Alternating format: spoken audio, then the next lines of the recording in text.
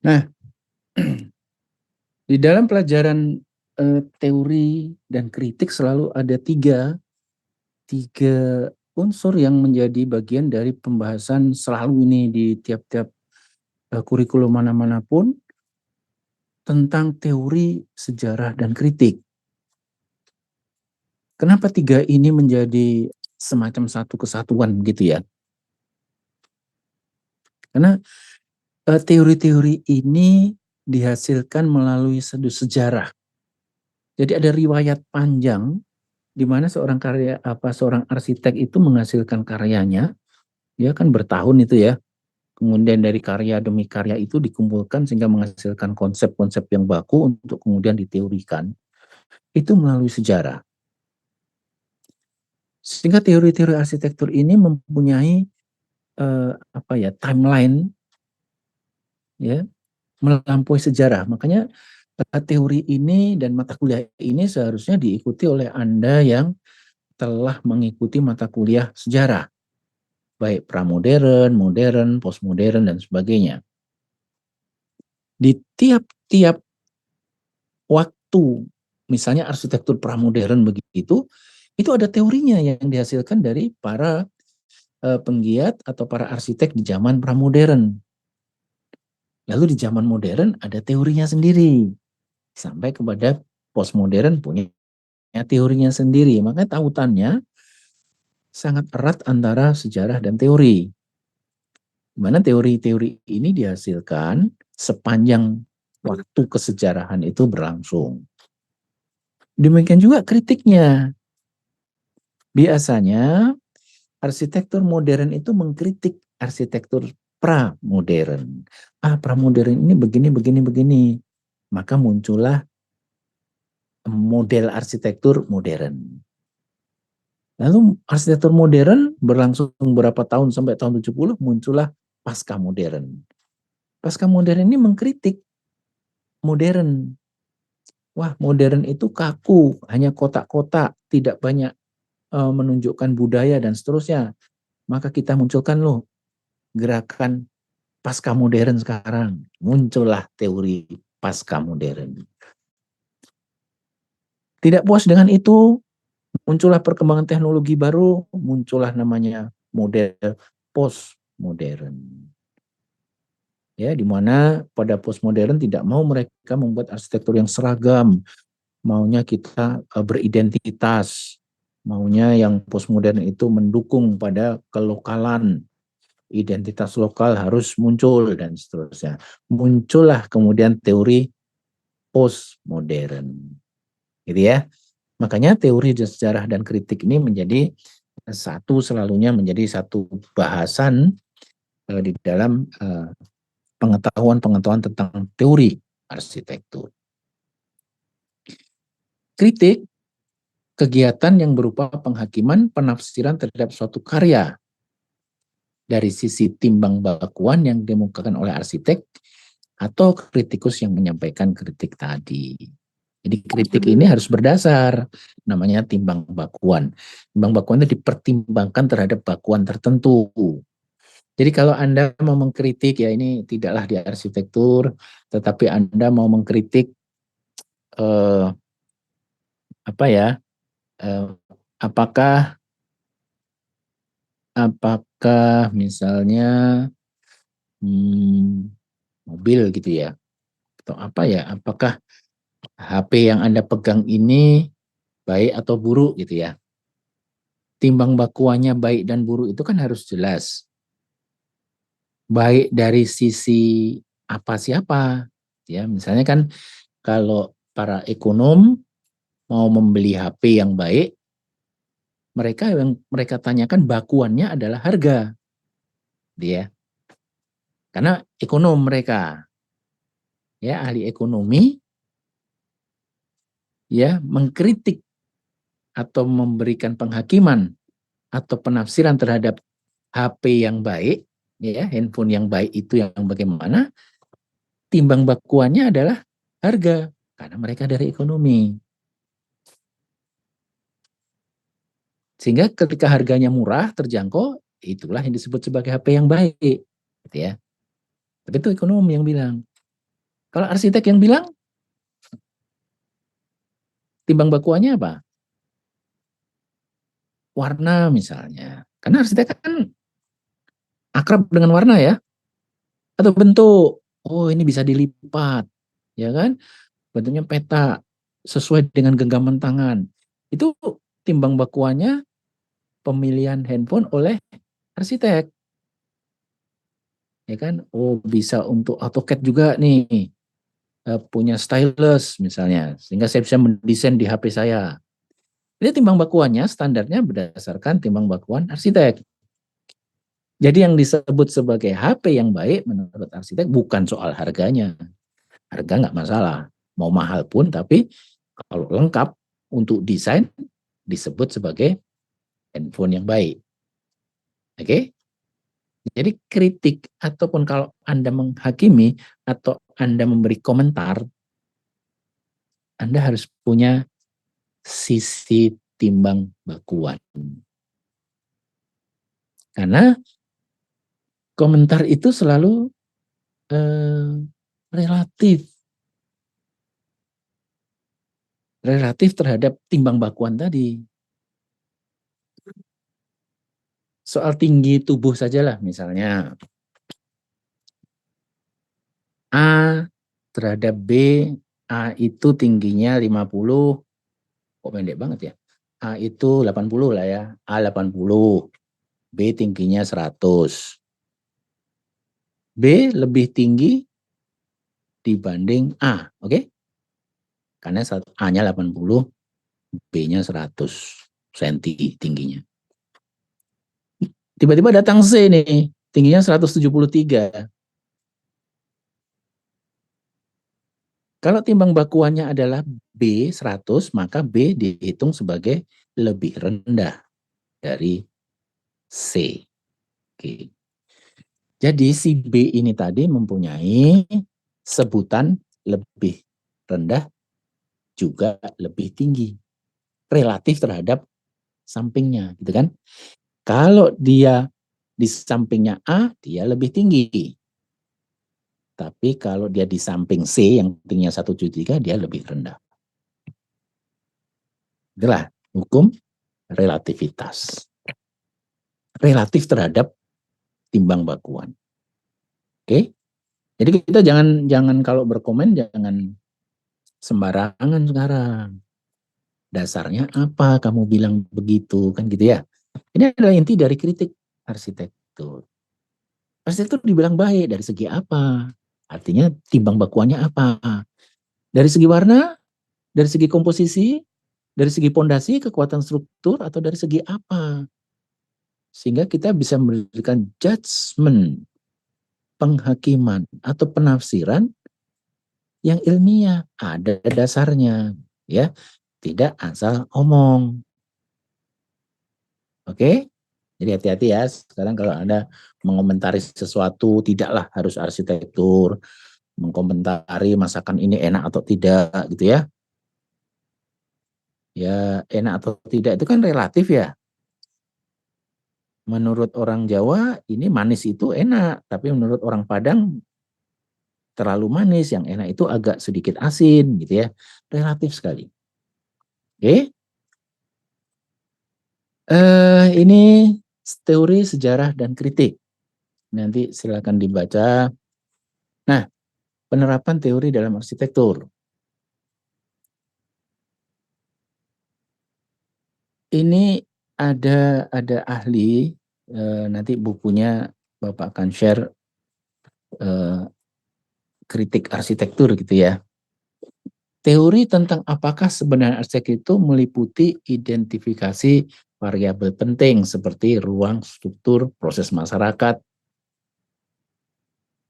ya. Yang dengan pengertian demikian, bangunan seharusnya dilihat atau dinilai. Artinya apa? Itu ini sebenarnya cuma mau bilang bahwa teori itu harus ada bakuan variabelnya.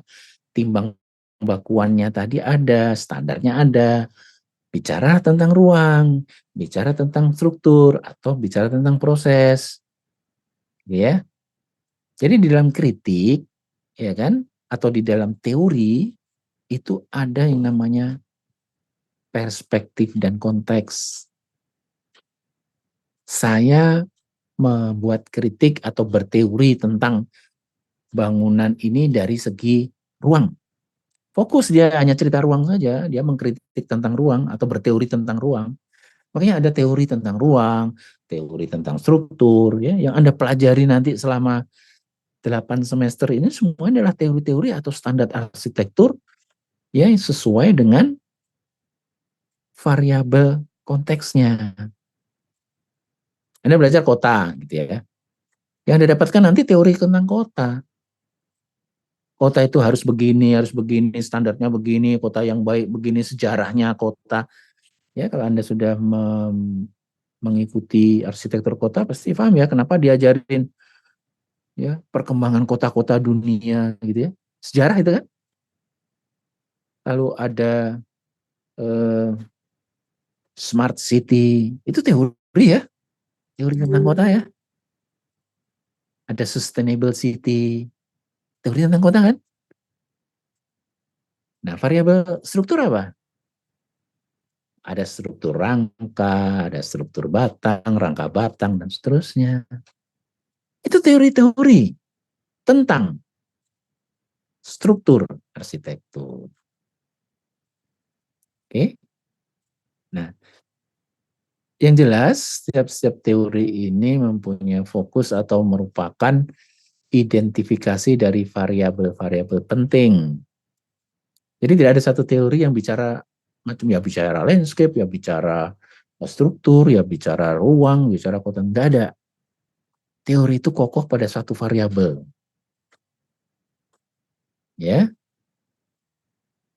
Nah, dalam menganjurkan cara-cara khusus untuk memandang arsitektur, ini menurut Atu ya, seseorang yang melakukan kritik atau berteori, seringkali mendasarkan pada analogi. Ini contoh saja.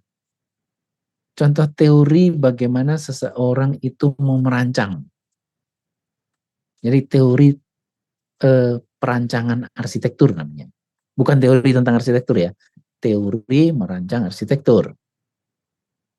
Ya. Salah satu contohnya bagaimana merancang itu mendasarkan pada analogi. Analogi itu kesamaan, kemiripan gitu. Kalau Anda punya jam analogi, jam analog, punya jam digital gitu kan.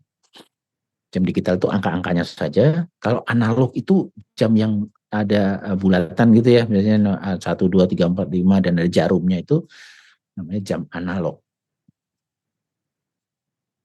Analog itu mirip atau identik. Artinya 1, 2, 3, 4, 5 angka-angka di dalam jam tangan Anda misalnya, bukan yang digital ya, itu identik dengan time, dengan waktu. Waktu itu terbagi menjadi 12 jam gitu. Identik dia. Karena time itu kan maya, tidak bisa dilihat, maka dianalogikan dengan jam tangan Anda atau jam analog. Dengan benda jam itu. Benda jam itu bukan waktu. Karena waktu itu tidak kelihatan ya. Oke? Maka supaya dia nampak nyata wujud, dianalogikan dengan benda yang kita sebut sebagai jam itu ya. Oke, dibendakan. Oke. Kita diberi penjelasan tentang arsitektur dianggap sebagai sesuatu yang organik.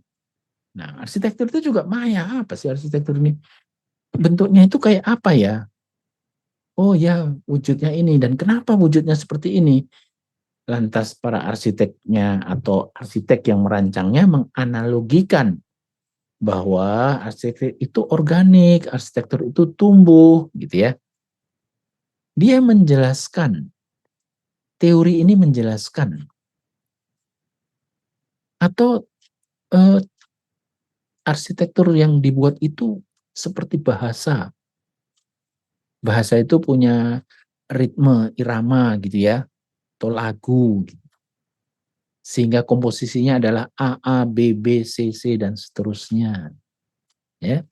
Analogi seperti ini memberikan jalan mengatur tugas desain dalam tatanan hierarki ya, atau ringkasnya dari kalimat panjang ini adalah konsep. Teori-teori ini adalah, atau teori merancang ini ya identik dengan konsep. Oke, artinya penjelasan dari karya yang dibuat oleh arsitek. Dari contohnya ya, ini analogi matematis. Kenapa seorang membuat gambar rancangan seperti ini? Ini matematikal sekali. Matematik itu kan punya bentuk ya, mathematical form. Ada bulat, ada segitiga, ada segi empat gitu ya. Yang disebut sebagai geometri. Nah, ini dia mengandaikan bahwa bangunan yang saya buat ini adalah geometri. Balok-balok yang disusun, balok-balok yang ditumpuk. Gitu ya. Nah, atas dasar itu kemudian dia menjelaskan bahwa bangunan, kenapa bentuknya seperti ini? Karena saya mengambil analogi matematik. Oke, matematik itu ada penambahan, ada pengurangan, ada pembagian ya. Saya andaikanlah arsitektur saya ini bukan hanya sebagai tumpuan batu bata, kolom tiang dan sebagainya, tapi sebagai suatu analogi dengan ilmu matematika. Oke, sehingga bentuknya petak-petak seperti ini. Lantas ini ada analogi biologis. Analog nih dengan ilmu-ilmu hayat, apa benda-benda hayati. Ya, ini Anda bisa lihat ini saya menganalogikan bentuk ini seperti burung. Ya kan? Tentu saja bukan burung betulan yang dibesarin gitu ya, atau wujud burung lalu dibesarkan lalu dijadikan ruang, bukan itu. Analogi itu mirip gitu ya, mengarahkan persepsi orang kepada sesuatu, itu disebut analogi. Ya, ini disebut sebagai analogi biologis atau biomorfik. Anda search deh arsitektur biomorfik gitu ya kan, nanti penjelasan apa.